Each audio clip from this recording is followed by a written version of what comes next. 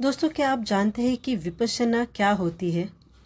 और विपश्यना मेडिटेशन जिसे हम कहते हैं वो इतना ज़रूरी क्यों है और उसके फ़ायदे और उसका महत्व क्या है? और दोस्तों, सबसे इम्पोर्टेंट है कि आज की वीडियो में हम आज बात करेंगे कि विपश्यना क्यों करना ज़रूरी है। मतलब अगर किसी की लाइफ में मैं कहूँगी कि एक बार तो भी कोई भी व्यक्ति ने थोड़ा समय निकाल के एक 10 दिन का जो विपश्यना का शिविर होता है, मेडिटेशन का जो शिविर होता है, वो ज़रूर अटेंड करना चाहिए। बहुत ही शक्तिशाली और बहुत ही ये असरदार मेडिटेशन है दोस्तों। और सबसे इम्पोर्टेंट बात दोस्तों कि ये मैंने खुद ने किया है। जी हाँ, 10 दिन का विपश्यना मेडिटेशन दोस्तों शिविर मैंने अटेंड किया है। और मैं आपको इस वीडियो में मेरे सारे एक्सपीरियंस और जो मुझे हैप्पीनेस और जो एक खुशी बोलते हैं ना, कि क्लैरिटी ऑफ थॉट्स इतना बेहतरीन तरीके से मिला है। तो मेरा दोस्तों तो एक्सपीरियंस बहुत ही अच्छा है जो मैं आज वीडियो में शेयर करूँगी। तो दोस्तों, आज का वीडियो आप पूरा ज़रूर देखिए और इसमें आपको बहुत सारी एक अच्छी इन्फॉर्मेशन मिलने वाली है। और मैं गारंटी के साथ कहती हूँ कि अगर आज का वीडियो आपने पूरी तरह से ये देखा तो आपको पता चलेगा कि विपश्यना क्यों ज़रूरी है और आप 100% विपश्यना के लिए बिल्कुल जाओगे। तो दोस्तों, आज हम बात करेंगे कि विपश्यना मेडिटेशन क्या होता है। अगर विपश्यना मेडिटेशन की अगर बात कहें तो ये बहुत ही प्राचीन काल से किया जाने वाला मेडिटेशन है।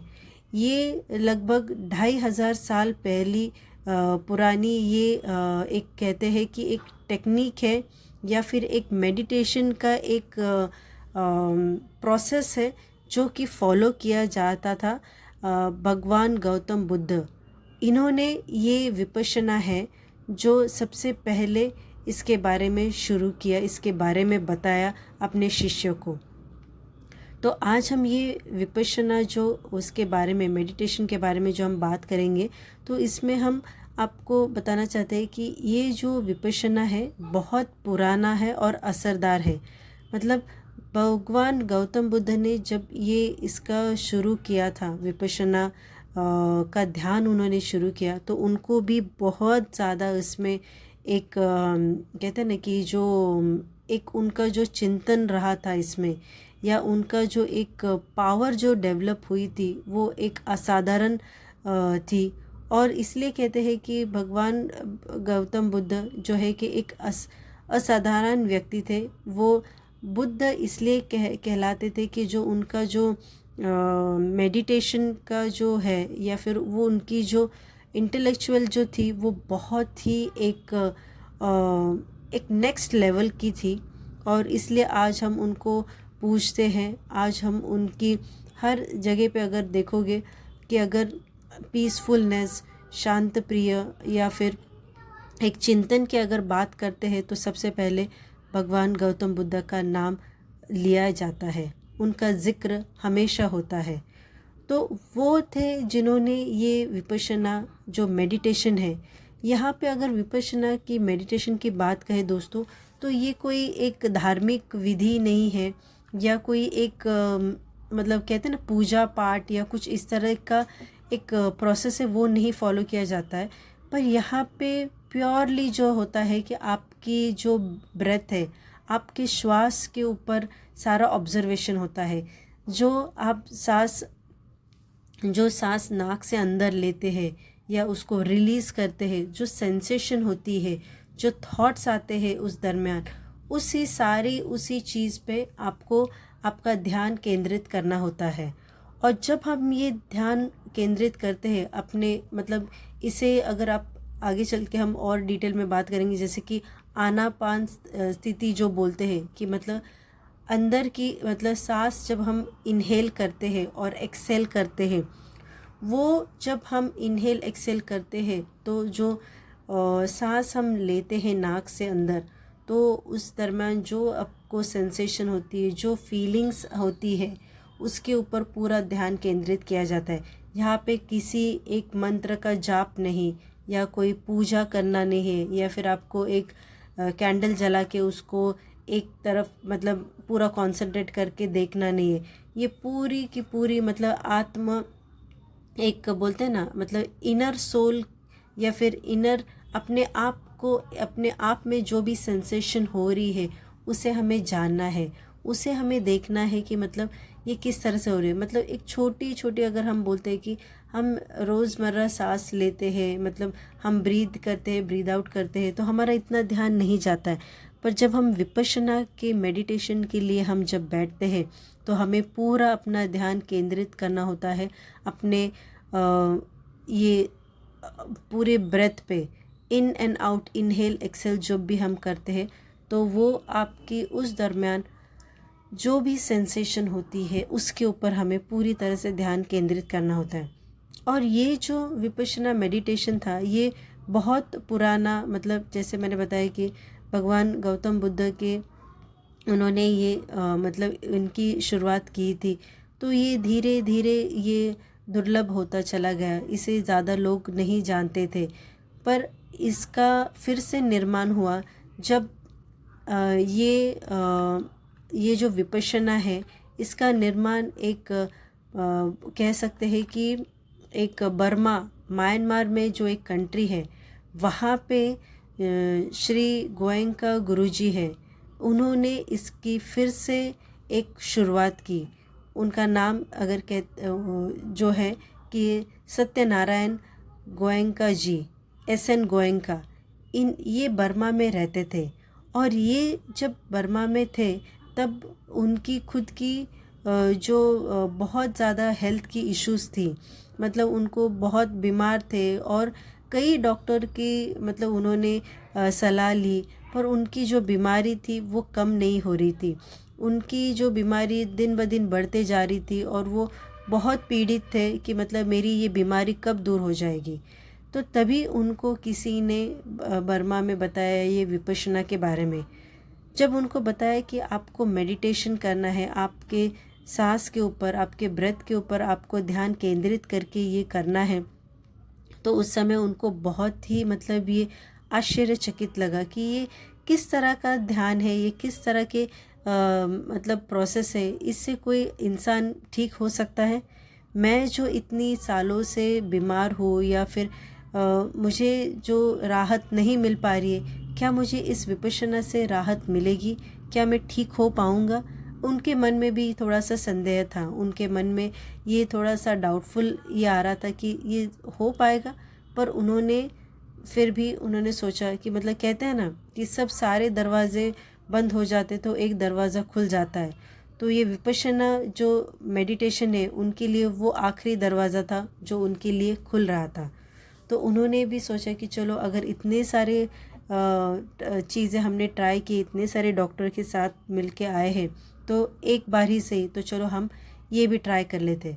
तो गोयंका गुरुजी ने ये फॉलो किया, विपश्यना उन्होंने शुरू किया और देखते देखते ही उनके कुछ महीनों में, कुछ सालों में उनकी सेहत बहुत बेहतरीन तरीके से होने लगी। उनको एक जो प्रॉब्लमेटिक लगती थी, सारी हेल्थ इश्यूज़ लगती थी, वो दिन ब दिन कम कम होते जाने लगी और उनको एहसास होने लगा कि मैं ठीक होने लगा हूँ। और जब उन्होंने देखा कि ये तो एक मिरेकल हो गया, जितने मतलब इतने सारे मैं इलाज कर रहा था पर मुझे किसी का भी कुछ एक कहते हैं ना कि हेल्थ इश्यूज़ कम नहीं हो रहे थे, किसी का कुछ असर नहीं हो रहा था, पर ये विपश्यना ने मुझे बहुत ही एक बेहतरीन असरदार एक अच्छी हेल्थ इशू से बाहर निकाला। तो वो खुश हो गए और उन्होंने सोचा कि ये अभी जो बहुत पुरानी ये जो मेडिटेशन की जो तकनीक है जो दुर्लभ हो गई थी, मतलब ये तो मतलब भगवान गौतम बुद्ध ने मतलब उन्होंने स्टार्ट किया था, तो वो हमारे भारत के ही थे जो उन्होंने स्टार्ट किया। तो उन्होंने बर्मा से, म्यांमार से ये फिर से भारत में इसको लेके आए। उन्होंने कई ऐसे विपश्यना सेंटर ओपन किए जहाँ पे लोगों को ये विपश्यना सिखाने का उन्होंने शुरू किया और देखते देखते ही लोगों को इसका बहुत अच्छा एक असरदार उनको एक्सपीरियंस मिलने लगा। जो पीसफुलनेस, एक अच्छा माइंडफुलनेस, हैप्पीनेस उनको मिलने लगा। तो आज अगर हम देखते हैं दोस्तों, तो दुनिया के सारे लोग आते हैं इंडिया में। इंडिया के कुछ बाहर भी ऐसे विपश्यना सेंटर बने हुए हैं जहाँ पे लोग 10 दिन का शिविर रहता है वो अटेंड करते हैं। तो दोस्तों मैंने भी ये शिविर अटेंड किया है। तो इसके लिए दोस्तों करना क्या होता है कि अगर आपको सबसे पहले जो विपश्यना का क्राइटेरिया होता है कि आप कम से कम पहले जब शुरू करते हैं तो 10 दिन का आपको अटेंड करना होता है। उसके एक आपको इनके ऑनलाइन ऐसे वेबसाइट्स हैं जहाँ पे आपको वो फॉर्म भरना होता है और आपका उसमें भी एक वेटिंग लिस्ट रहती है। आपका उस पर्टिकुलर सेंटर में आपको एक महीने के बाद, 10 दिन के बाद या 2 महीने के बाद जिस तरह से अवेलेबिलिटी होगी उस सेंटर में आपका एक एनरोलमेंट किया जाता है और आपको उनका मेल आता है कि आप ज्वाइन कर सकते हो। तो उसी तरह से मैंने भी ये ऑनलाइन फॉर्म इसका फ़िल किया था और अगर मुझे याद बनता है तो मेरा लगभग 1 से 1.5 महीने में मेरा एनरोलमेंट मेरा नंबर आ गया था। मुझे वहाँ पे उनका जो सेशन के लिए मेरा सिलेक्शन हो गया था कि आप आ सकते हो आप ये। और ये जो शिविर है, इसे शिविर इसलिए कहा जाता है क्योंकि ये मुफ्त में होता है। इसके लिए आपको कोई 10 दिन के लिए पैसे या कोई इस तरह से कुछ पे नहीं करने होते हैं। आपको बस केवल ये है कि जब ये लास्ट डे होता है उस समय आपको आपके स्वखुशी से जो भी आप दान करना चाहते हो तो आप कर सकते हो। तो इसके लिए आपको कुछ पैसे भरने नहीं हैं या कुछ आपको ऐसी चीज़ें फॉलो करनी नहीं है कि आपको पूजा पाठ लेके जाना है या कुछ इस तरह से। तो आपको बस एनरोल करना है और 10 दिन के लिए आप जा सकते हो। तो उसी तरह से मैंने भी किया था। मैं भी बहुत खुश थी।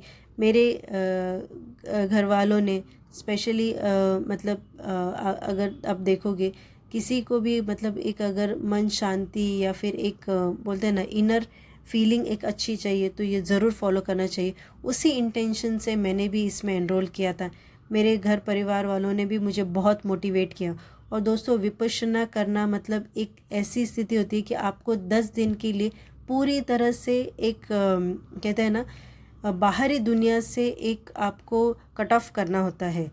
ना आप विपश्यना सेंटर में मोबाइल लेके जा सकते हो, ना डायरी, ना पेन, ना कुछ। आपको पूरी तरह से आत्म परीक्षण अपना खुद का एक सेल्फ इंट्रोस्पेक्शन होता है। उस तरह से आपको जाना होता है।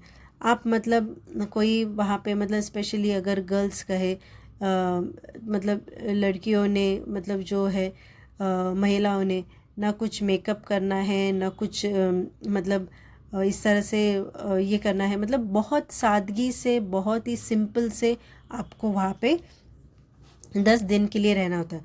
तो मेरा एक्सपीरियंस ऐसा था कि जब मैंने विपश्यना के लिए एनरोल किया तो वहाँ पे फर्स्ट डे आपको जब जाते हो तो एक वहाँ पे आपको आपका एक फिर से एक फॉर्म, छोटा सा फॉर्म भरा जाता है। वहाँ पे आप अगर जाते समय आप मोबाइल लेके गए हो तो आपके जो भी बिलोंगिंग्स होते हैं, जैसे कि आपका वॉलेट है, मोबाइल है, कुछ भी आपकी जो चीज़ है, खासकर तो ऐसे लेके जाना ही नहीं। मगर अगर आपको लगता है कि नहीं कुछ चीज़ें ज़रूरी है, जैसे कि थोड़े पैसे हुए या मोबाइल हुआ, तो आप वो लेके जा सकते हो। पर आपको आपको सरेंडर करना होता है। डे 1 पे वो आपको लॉकर असाइन करते हैं। उस लॉकर में आपको आपकी जो भी इम्पोर्टेंट चीज़ें हैं वो सारी वहाँ पे रख देनी होती है। आपको वो एक की नंबर बताते हैं जो कि आपका जब डे 10 पे आपको सरेंडर किया जाता है। तो उसी तरह से मैंने भी अपना मोबाइल, छोटा सा एक वॉलेट लेके गई थी, तो मैंने वहाँ पे सरेंडर कर दिया। और वहाँ पे होता है ऐसे है कि जब आप जाते हो तो पूरे 10 दिन का होता है। तो पहले और वहाँ पे आपको रूम्स अलॉट किए जाते हैं। तो उसमें ऐसा होता है कि दो लोग कि ना एक मेल के लिए अलग होता है, फीमेल के लिए अलग होता है, और 2 लोग इकट्ठा एक रूम में रह सकते हैं। 2 लोगों को एक रूम अलॉट किया जाता है और वो रूम में आपको पूरे 10 दिन तक रहना है। किसी से बात नहीं करनी है, कुछ नहीं। आपको पूरी शांति से वहाँ पे रहना है। तो मुझे भी 10 दिन के लिए एक रूम अलॉट किया गया, और जैसे कि इस हर एक रूम में 2-2 लोग रहने की सुविधा होती है, पर मुझे जो रूम दिया गया था उसमें बस मैं अकेली ही थी, मेरे साथ कोई दूसरे व्यक्ति नहीं थे। और मुझे एक अच्छा भी लगा और थोड़ा सा बुरा भी लगा, अरे मेरे साथ कोई रूम शेयर करने के लिए नहीं। पर तब मुझे एक एहसास भी ये हुआ कि एक जो हुआ वो अच्छे के लिए हुआ, क्योंकि मैं जो अपनी विपश्यना पूरी शिद्दत से जो करने आई हूँ, तो मैं पूरी डेडिकेशन के साथ पूरी एक कहते हैं ना कि मतलब पूरा मन लगा के कर पाऊँगी, क्योंकि मेरे रूम में कोई नहीं था, मैं अकेली ही थी। तो किसी से बात करने का या किसी से कुछ मतलब कहते हैं ना थोड़ी भी कुछ चीज़ें बाकी लोगों के इसमें हो रही थी, बिकॉज़ 2-2 लोग रह रहे थे, तो मेरे रूम में कोई नहीं था, तो एक अच्छा हुआ।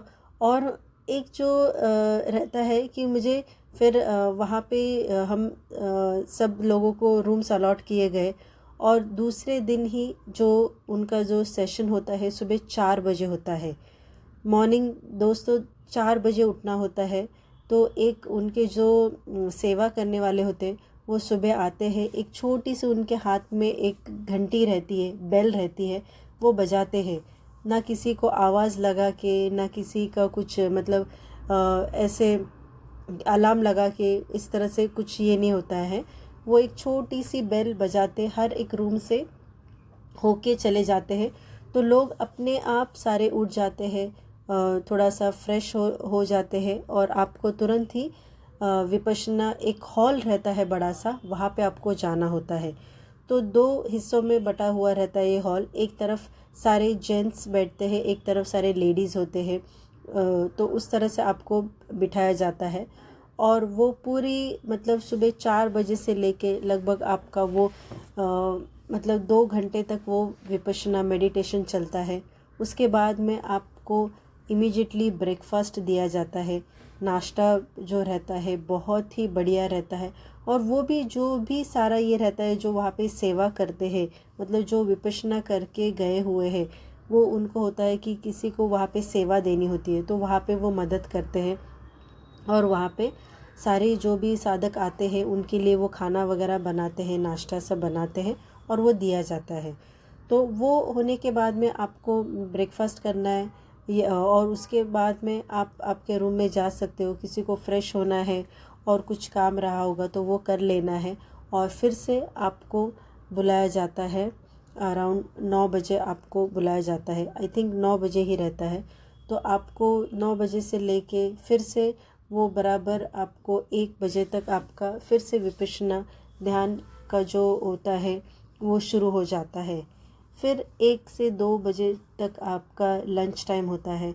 और दोस्तों लंच टाइम में क्या बताऊँ, जो मेरा एक्सपीरियंस था वो मतलब उस दरमियान जो खाना मिलता था इतना सात्विक, इतना सही, मतलब मैं बोलूँ कि किसी मतलब कभी कभी हम घर पे भी इतना फ्रेशली कुक्ड या फिर कभी कभी होता है कि इतना सादगी से नहीं बना पाते हैं, पर जो साधक जो ये मेडिटेशन के लिए जो आए होते हैं उनके लिए इतना फ्रेश और इतना अच्छा भोजन किया जाता है।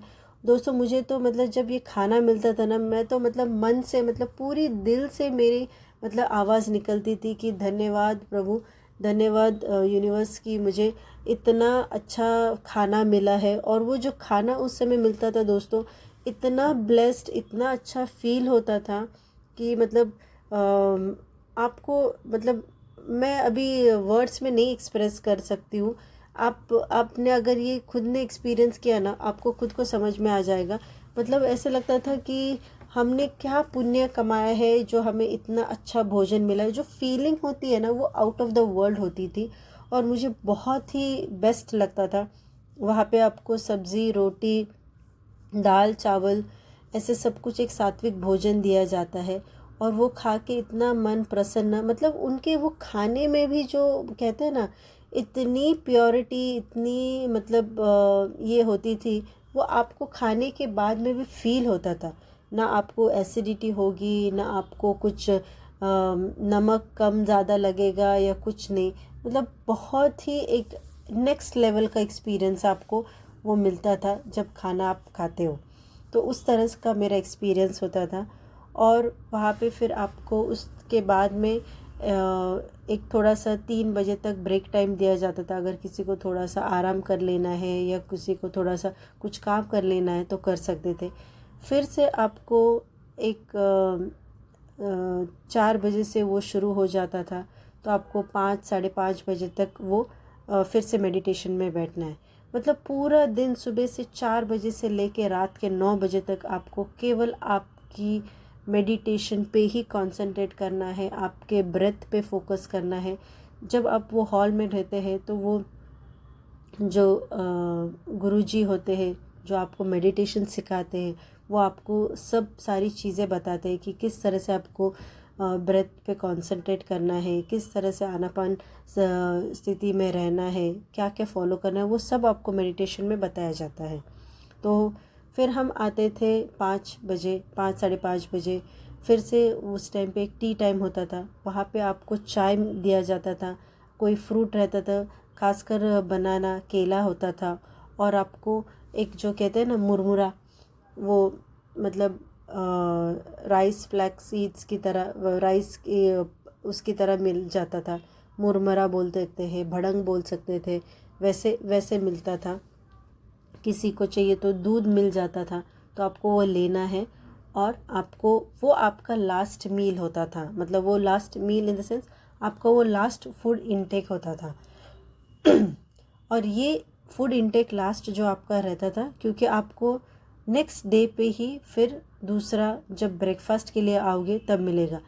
तो ये भी इसलिए कि आपका जो पेट है वो मतलब खाली होना चाहिए, वो भरा भरा हुआ नहीं, मतलब उससे आपको एसिडिटी ना हो जाए, ब्लोटिंग ना हो जाए। इसलिए आपको वो कहते हैं ना एक इंटरमीडिएट फास्टिंग की तरह होता था कि आपका 5 साढ़े 5 बजे 6 बजे मैक्स टू मैक्स आपका खाना हो गया, तो नेक्स्ट डे पे ही सुबह आपको 7 बजे आपका ब्रेकफास्ट मिलने वाला है।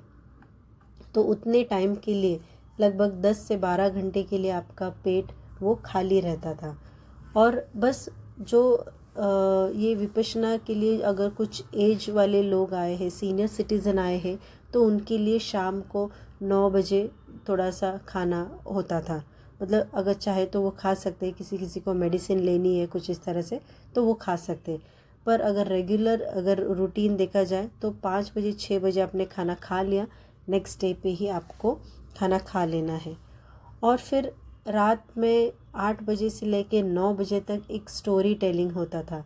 वो आपको विपश्यना के बारे में या फिर भगवान गौतम बुद्ध के उनके स्टोरीज़ इस तरह से होते थे, वो दिखाया जाता था। एक टीवी पे चलाते थे। किसी को अगर इंग्लिश में देखना है तो इंग्लिश का एक अलग रूम होता था, हिंदी में देखना है तो हिंदी देखने के लिए अलग रूम होता था। और हम जब गए थे तो बहुत सारे दूर दूर से लोग, मतलब out of country, out of India से भी लोग आए थे, तो वो भी बहुत शिद्दत से बहुत अच्छी तरीके से फॉलो कर रहे थे। कुछ कुछ लोग दोस्तों ऐसे भी होते हैं कि मतलब किसी किसी को मतलब इतने सालों की आदत होती है तो किसी किसी को वो नहीं कर पाते हैं। तो कुछ कुछ लोग ऐसे भी थे कि जो 1 दिन 2 दिन या ज़्यादा से 3 दिन तक रह पाए, फिर उनको नहीं वो सूट करता है। किसी किसी को नहीं होता है कि पूरी तरह से कट ऑफ रहे, तो वो बीच में से भी मतलब वो सेशन अधूरा छोड़ के भी चले जाते हैं। तो आपको अगर दोस्तों ये चीज़ अगर मेडिटेशन विपश्यना फॉलो करनी है तो आप पूरी माइंडसेट से जाइए कि आपको पूरे 10 दिन के लिए ये चीज़ आपको पूरी तरह से फॉलो करनी है। और मैं बहुत खुशनसीब हूँ कि मुझे ये मेरे माइंड पे कंट्रोल मुझे आ गया था। हैप्पीनेस मुझे बहुत अच्छी तरह से मिल रही थी। और जो मेरा इनर जो कहते हैं ना वॉइस, वो बहुत एक एक्टिव गट फीलिंग भी मेरा स्ट्रॉन्ग होने लगा।